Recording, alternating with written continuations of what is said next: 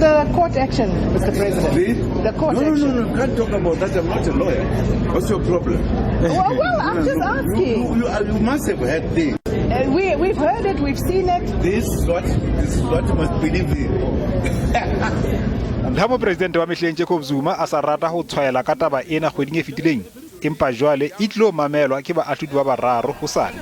Zuma o qosa mopresidente Ramaphosa ka hore ha a yang ka bohato tetlebong ya hae. Menyenyetsing ya hore motjhutjhisi wa NPA Advocate Billy Downer o ile a tsebahatsa direkoto tsa hae tsa bongaka.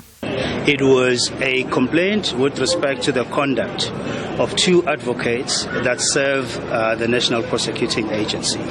The request was for the President to intervene.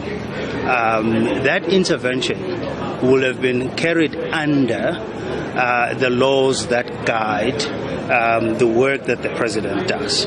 The President then referred the matters, and we've repeated this several times, referred the matter to the Minister of Justice and Correctional Services, requested him to refer the issue to the LPC.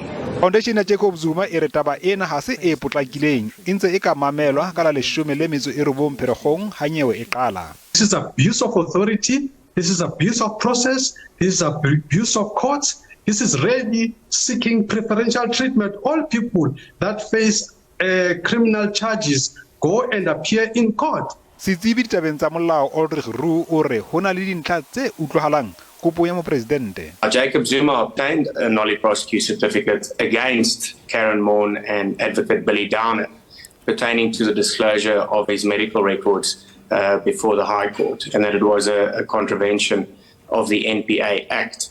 But nowhere on that nollie prosecute certificate appears President Ramaphosa's name. And in that regard, I think that it is an abuse. I don't foresee there being any chance of success. Lekgotla le tla qala ho mamela taba ena ka hora 10 hosane hoseng.